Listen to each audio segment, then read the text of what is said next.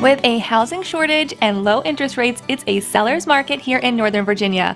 But without a huge inventory of homes to choose from, many buyers are opting for new construction homes. Is this the right decision for you?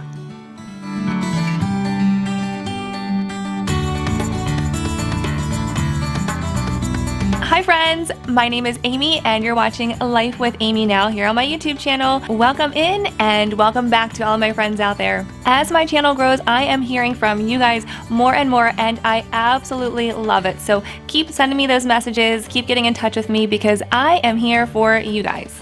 If you don't already know, you can find all the different ways to connect with me in the description box below, or you can leave me a comment here on YouTube. And most importantly, don't forget to hit that subscribe button down below so you are never going to miss any of my upcoming videos. But let's get into today's video all about building new construction homes. Today, I'm going to be giving you some tips on how to make that new construction purchase a successful one. The new construction process I'm going to be talking about in today's video is referring to a larger builder who is building out an entire neighborhood or a large portion of a neighborhood.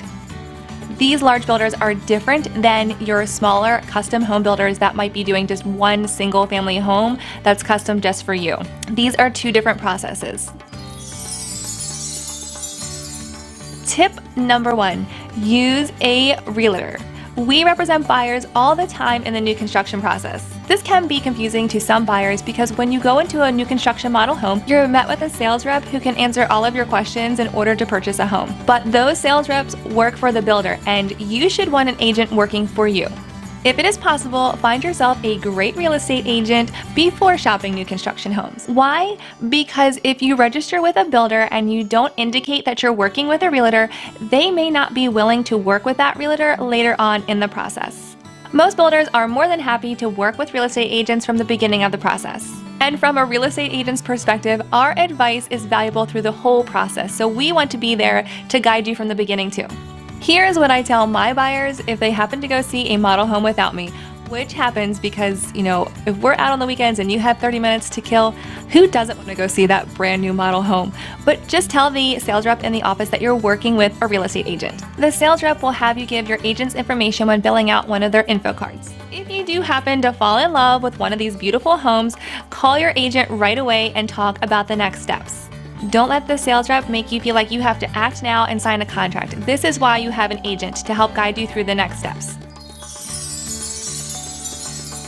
Tip number 2, understanding the cost of purchasing a new construction home. Pricing with new construction can vary.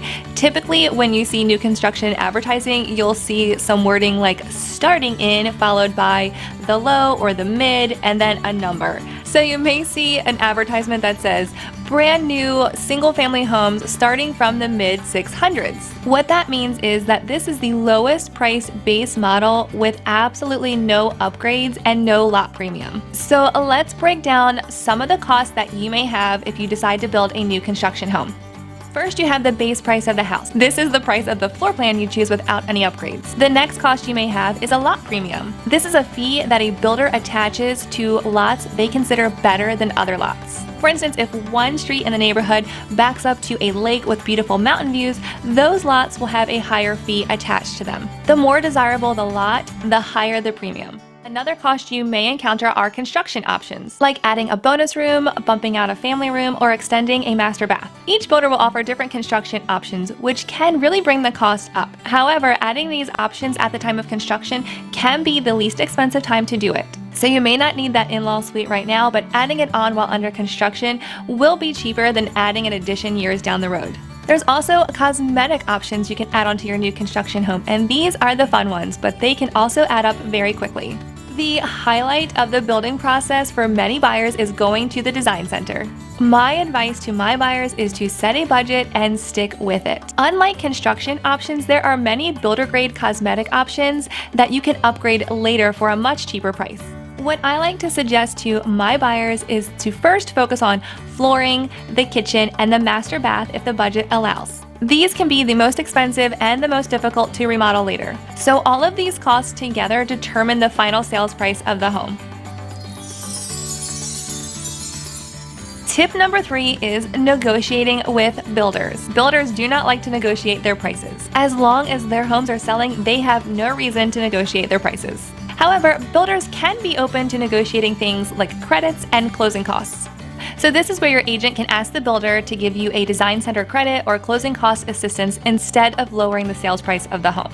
With that said, not all builders will be open to negotiating or giving out credits. It can also depend on the market and how popular their product is, but it never hurts to ask.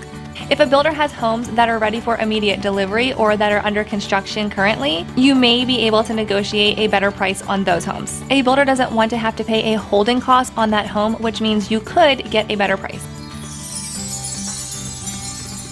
Tip number 4, closing costs on new construction homes. Every builder is different, of course, but make sure you pay close attention to the closing costs. Many builders will push all of the closing costs over to the buyer's side, which means you could be paying thousands of dollars at closing. To offset these costs, some builders will offer a rebate or closing cost assistance if you use their preferred lender. This is a way for builders to attract buyers by offering a significant rebate. However, should you use their preferred lender? Having the closing cost help can be significant. However, make sure you're doing your due diligence and talking with other lenders to ensure the builder's preferred lender is giving you a fair interest rate. Some outside lenders may be able to rebate a similar amount and give you a better interest rate. So please do your homework before settling on a lender. Tip number 5 is inspections.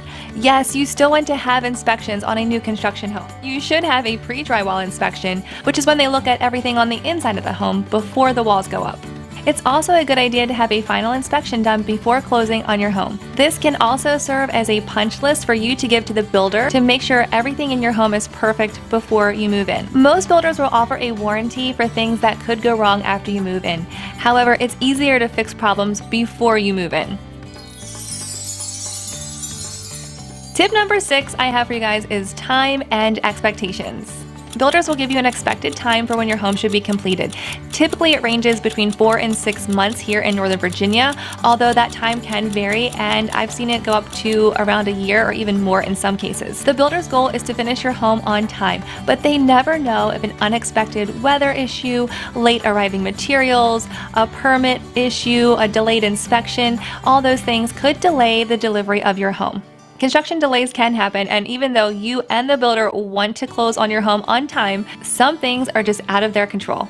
So how would this affect you? If you have a lease that's going to end around the same time you're supposed to move into your new home, or you need to sell the home you're in now before moving into your new construction home, you definitely want to make sure you have a backup plan for somewhere to live. In our current real estate market here in Northern Virginia, if you have to sell your home and need a rent back, you shouldn't have any problems making that happen. But if and when the market changes, you want to make sure you secure a rent back or find an alternative backup plan for a place to live. If you have a lease, you should make sure you're able to go to a month-to-month rent situation if you need to. It is always a good idea to have a backup plan. I hope this information helps you if you're planning to buy a new construction home, and if you are looking to purchase a new construction home here in the Northern Virginia area, please give me a call because I would love to help you. Thanks for tuning in today, guys. I will see you guys next time. Bye!